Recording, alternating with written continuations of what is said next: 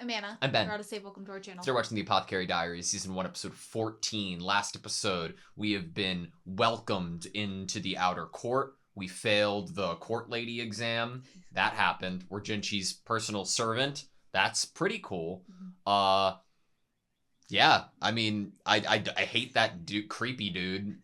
I guess leaning you over could say the we've balcony. been welcomed into the outer court. I mean, the welcoming committee wasn't, like, super welcoming, except for the tall girl that we're really intrigued by. I have atrocious feelings and vibes from that guy just viewing on Mau Mau. I don't like him. I could be wrong. Could be a misdirect. I don't know. Currently, my theory about creepy guy is that he's meant to subvert expectations. We're going into this feeling real creeper vibes from him, and then he's gonna turn out being long lost family, someone that's pretty cool and nice and protective of Mau Mau, something. Yeah, he could have had like past connections with Mau Mau's dad, and he's able to tell just from her curiosity already. I don't know. I'm just hoping it doesn't amount to anything that would hurt Mau Mau. Fair. We don't want to hurt Mau Mau. You ready? Yes. Sweet. I love the new intro. I will say I did listen to the past intro's song just out of like, I don't know, to give it one last hurrah in my life. We ended last episode off with what seemed to be some sort of bribery of like handing a pipe into someone's hands outside of some type of warehouse-looking building. He is something significant more than just something that is initially creepy. I'm like, is he gonna be inspired by Mau Mau? He's so buff. Sorry. You like lost your train of thought because Lee Haku's so buff. It was like just startling. Yeah. He was so like puffy buff. Yeah.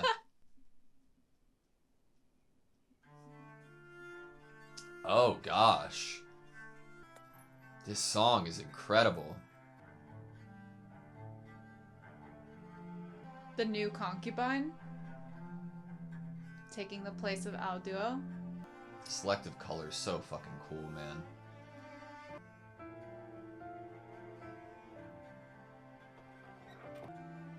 Were those the shelves that used to have all the honey and the stuff we cleared out?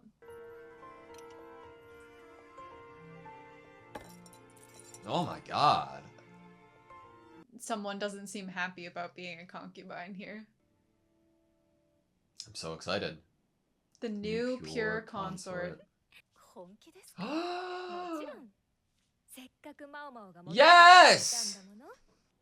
Best out of that situation. Why did I read that as meddlesome with the fact that she lives with Jinchi? Growing herbs just like your father did.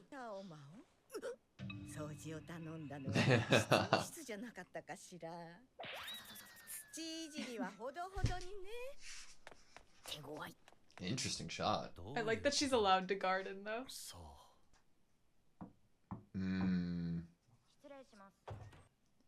I wonder if she's being requested. Oh yeah.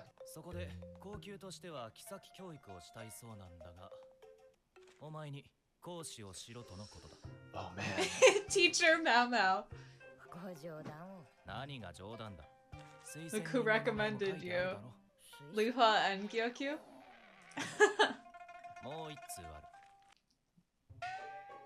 Yeah. I love Lady Liwa recommending.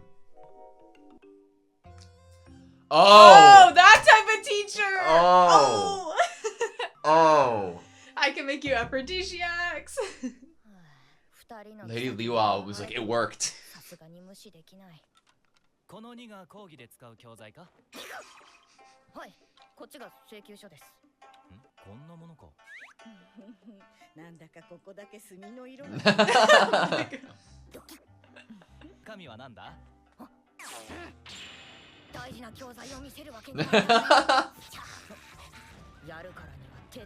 Oh my god.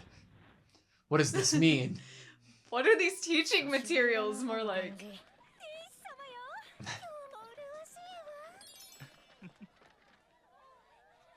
Jeez. It's all for Has it been a while? Jinshi.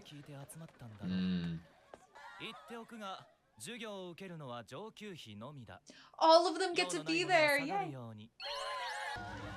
Even Lishu. この宦官あやかしか何かかいけませんくそ見た目の割にがっしりしてるここから先は女の園における Women only.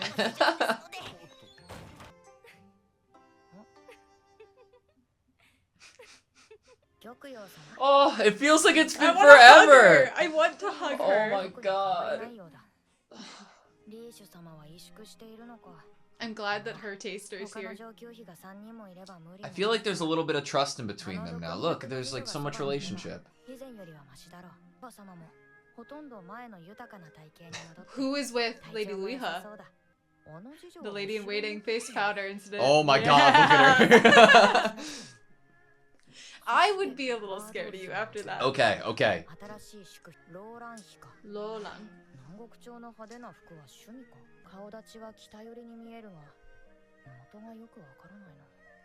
What I does she love really her. look like? I love her. I'm a fan.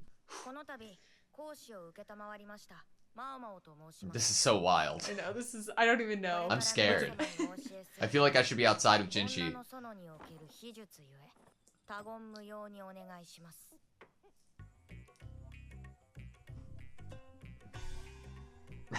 Look at Lishu.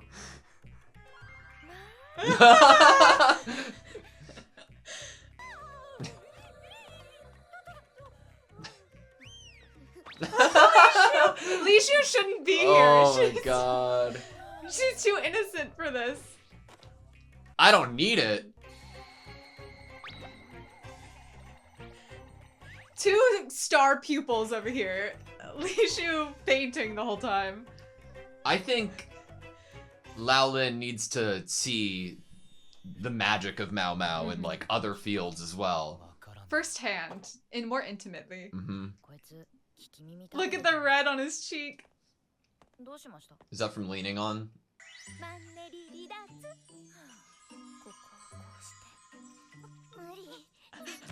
No way ever. 言われた通りに講義をしただけです。それでも推薦人の2人に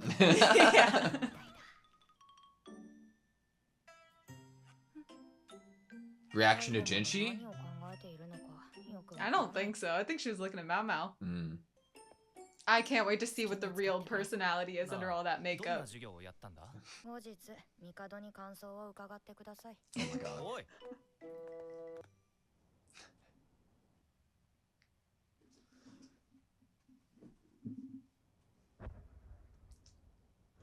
Was that an explosion?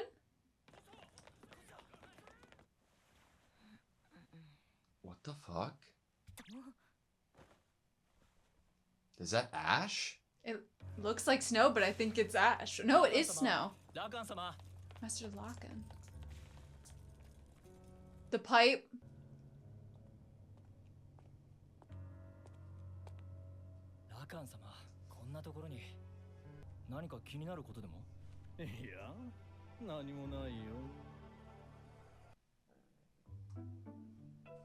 I think he's a Mao Mao and her dad type.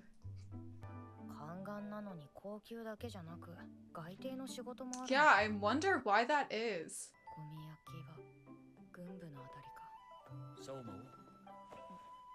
Oh.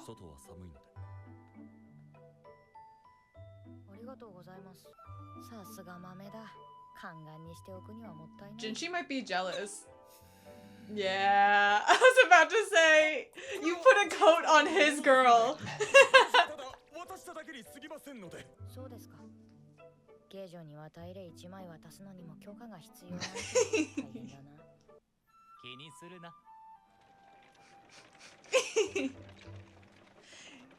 He's like predictable in the best way. I'm worried.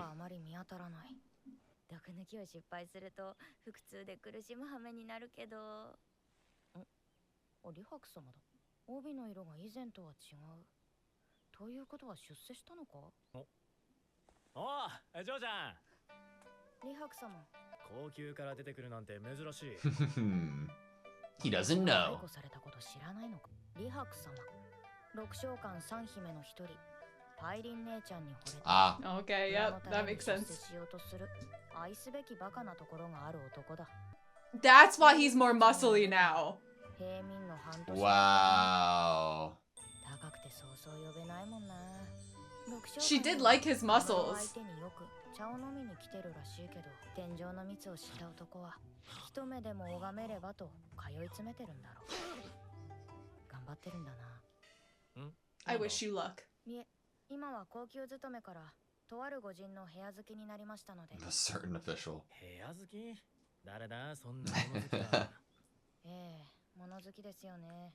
この季節には珍しくもないボヤだよ。 Not rare at 元 this がわ time から of ないっ year. てことで借り出されてるんだ。 原因不明ね。 Fires keep heat in the cold, right? 昨日の音はこれか。怪我人は？ Fire is different than combustion and an explosion, you know? そんな話聞かされて、 I know, right? と言われても。隣の小屋にまで届いたすす。 建物の周りに散らばった破片。なるほど。火付けの疑いありと見てるわけか。 下っ端役人ではなく、李白様が出てくるのもそこらの倉庫ならともかく、ここは帝のいる宮殿内だ。この国はおおむね平和であるが、すべての人間が現状に満足しているわけではないだろう。異国の中には不満を持つ者もいるだろう。 Interesting timing with the new concubine, Yeah. right? 焦げた芋か。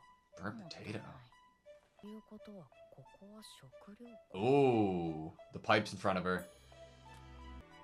象牙細工、キセルみたいだな。勝手にうろうろするな。爆発、食料庫、キセル。おい。土とノコギリ、あと釘も必要ですね。何する気なんだよ。ちょっとした実験です。 Just a quick experience. And he's just going along with it. It's trust. これでいいか。妙に手慣れてるな。 They've bonded. ないものを作る Oh. のが得意です。これでいいですか。それとお願いした火種。 Are we just gonna cause a mini explosion right here? ありがとうございます。 What are you gonna do? Like, use it as some sort of fuse? わけがわからん。準備できました。 Yeah. 危ないので離れていてください。はい。では。そも危ないですよ。 Lihaku's 何 intrigued. が危ないんだ。ジョーちゃんが何しようと武漢の Oh 俺が gosh. 危ないものか。すぐに逃げてくださいね。 Lihaku! 逃げる Run away! 何がだよ。 Oh no! だから言ったのに。 He's like a wet puppy dog. Aww. He already has a cold. He's so sensitive. 空中に舞うと火がつくことがあるんです。 Mm. 火種はこれかと。キセル。外気が流れ込んで粉が舞います。そこでキセルに火をつけると、倉庫内に充満した小麦粉に着火して Wow. 爆発が起こります。以前六将館で間借りしていた部屋を吹っ飛ばしたことがありまして。お前。あの時のババアは怖かった。 I'm sure. 粉が爆発とは不思議なもんだ。世の中不思議なことはほとんどない。 Almost nothing in the world is truly strange. Anything that feels strange is just not yet known. I love that. Master Lakan. I don't know. 綺麗にして新しい吸い口をつければ元に戻るか。 Were we allowed to? We shouldn't take evidence. 磨いて返してやるか。 Mm. くそ。俺だってくそ。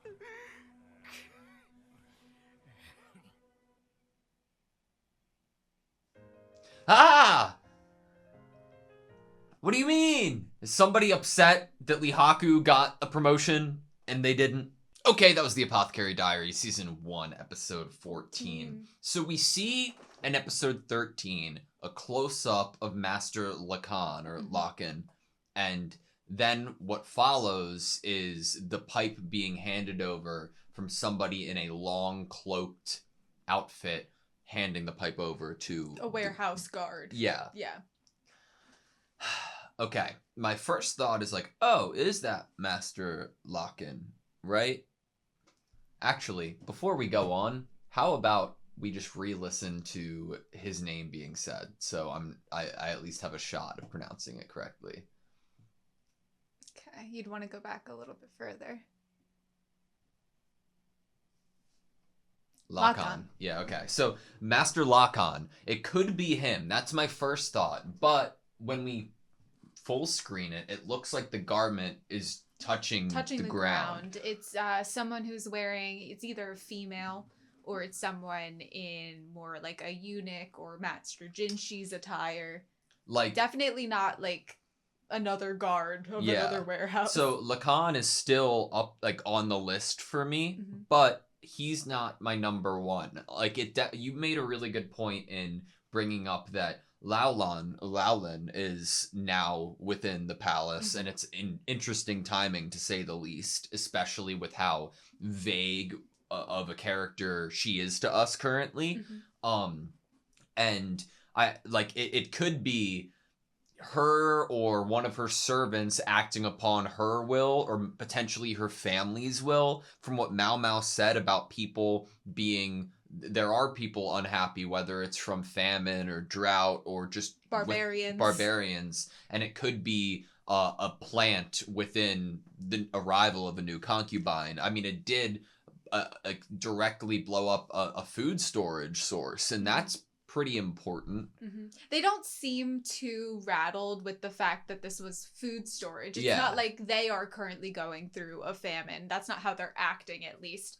I think that something to be brought up also about the new concubine is whose palace she's moving into, who she's replacing, and why their servants have left, and kind of what their ending was, which was in controversy and poisoning and doing things against other people like Fang Ming. And so obviously to me, I'm like, this might be being painted as a situation where someone is trying to create suspicion of this new concubine and where she comes from. So my first thought after realizing that this pipe given over could have been intentional so that this would happen, there's a massive point of information there of the person giving this over would have to have the awareness and knowledge that Mao Mao at least does to be able to set something like this up and think of it, right?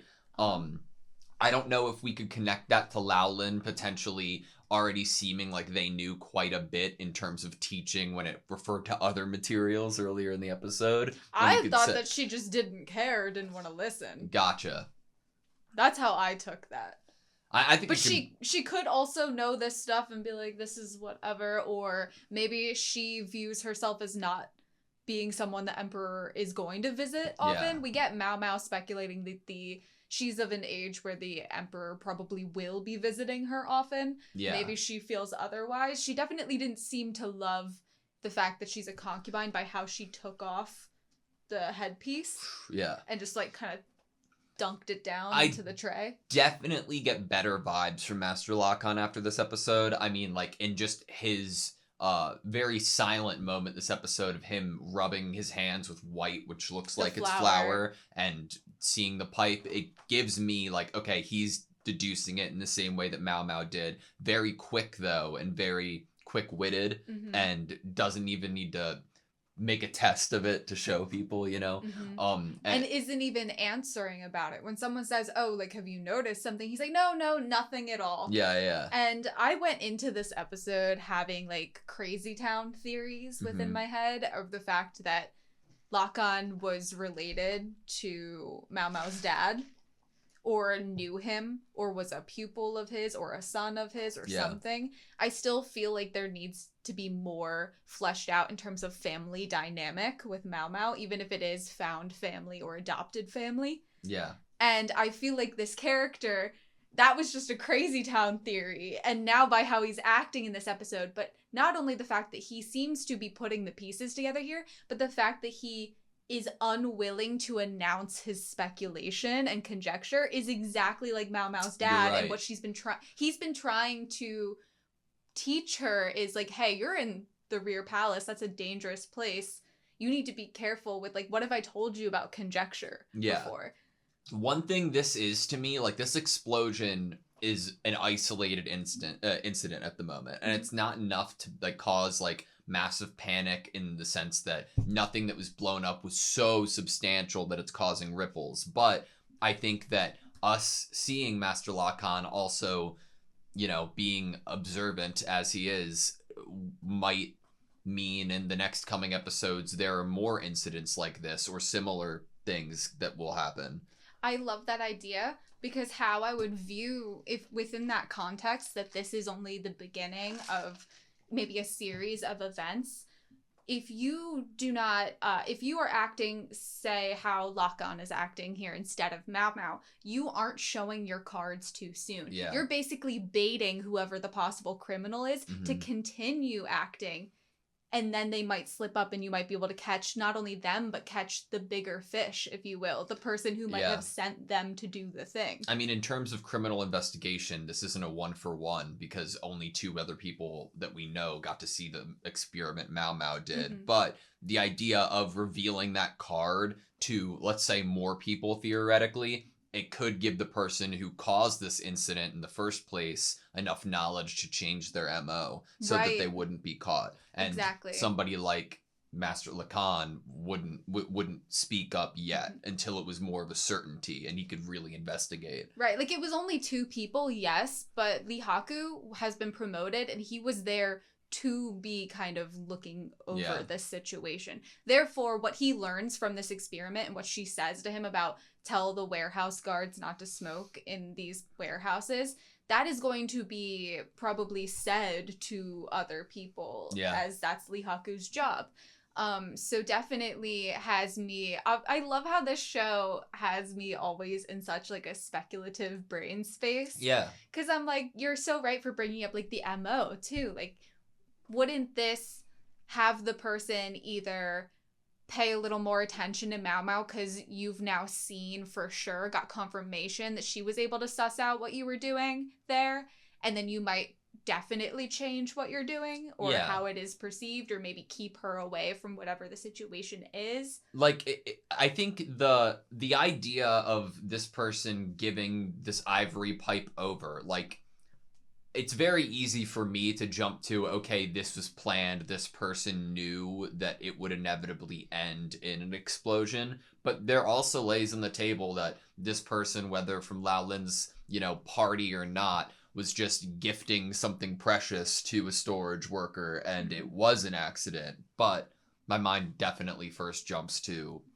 somebody smart enough to know that this would happen and has the resource enough that the pipe that they give over is ivory. Right. So if you wanted to get this warehouse guard to smoke a pipe in this warehouse, you do not need to give them such a beautiful piece that Mao Mao's like, I should find the owner of this. They probably want it back. Like, that is tracing, you're leaving something that could possibly be traced back to you because it is so beautiful. That can be the next plot point of Mao Mao potentially like tracking down what happened just out of wanting to, you know, fix this up and give it back to its owner. It could be like, oh yeah, and like in a response, the owner, the storage worker could be like, oh yeah, and I had just gotten this the night before from, you know, and that would lead to more speculation on Mao Mao's end. And then in that sort of criminal minds, detective mindset, another worry that would come up is, could Mao Mao be being baited ever in this story by a criminal who might want her out of the picture? Like, get her to speculate about something and then be kicked out in the same, or expelled. You know, get rid of her so that, and then like have everyone view you as innocent still, and that she had messed up or she accused you without enough evidence, and then you're able to go on and do what you wanted to do without feeling like you might get caught. I miss Lee Haku. I love Lee Haku so much. I like Lee Haku. I like that he wasn't aware of any change that happened to Mao Mao until she said something. Which makes sense. I like to know that like he is eyes dead set on Pyrene, and like that's who he's working out for, basically. I know. I remember when they first met, she was like, definitely gonna love his muscles was basically the dialogue that was happening at that time. And now we have him literally like perfecting it even more. And he's getting promoted. I loved seeing Gyokyu. I missed Lady Gyokyu so much for some reason. Like, it felt like it's been a year, and it was great to see Liwa too, and how they admire and revere Mao Mao's intelligence and teaching methods. So good. It's like an excuse to see her, but also to learn more. Because the more you please the emperor, the more likely he will be coming to visit you. And this is kind of, as these top 4 concubines, they are competitors. Mm-hmm. They're not only competing with all of the other concubines that are in this garden of a rear palace, they are competing with each other of who he visits more and how long they can stay here in this position. I wanted to ask you a question about this class. Do you think it's like a consistent thing that will be happening in the story? No. I don't think so. I asked that because of the opening. We get a scene of Mao Mao teaching, and now we know what that is.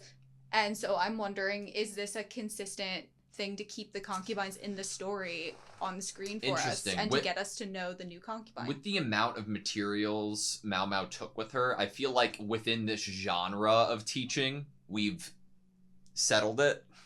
I think if more teaching happened, it might be in a different subject matter, but I could be wrong. Depends on how well versed Mao Mao truly is. But I don't know. Part of me feels like it has to be consistent, just so now that Mao Mao has been removed from the rear palace narratively, just so we could get her to continue more. Well, to continue being with the characters we already know and be able to have permission to have interactions with them, as she lives somewhere separate and she's only allowed to go into the rear palace now with like a sanctioned reason and permissions, and to get to know the new concubine. I'm so happy with like the significant print Mao Mao has left. And she is not forgotten by anybody, whether for intimidation reasons or great reasons, So good. Good for her for never being forgettable. I want to watch next episode already. I feel like I didn't too. get enough. I'm not done with what I want to say about this episode, but I definitely feel that same. I think that's just the nature of the show. Like, God, what were your first impressions when the episode opened of Laolin? Like, it was the song was incredible when she was walking in, and it was selective color, and everything else is like it was the specific red was just amped up, and then everything else is desaturated like 50%. It was great. I feel like my feelings were more focused on kind of what this represents in terms of the actual person that is basically walking into a cage.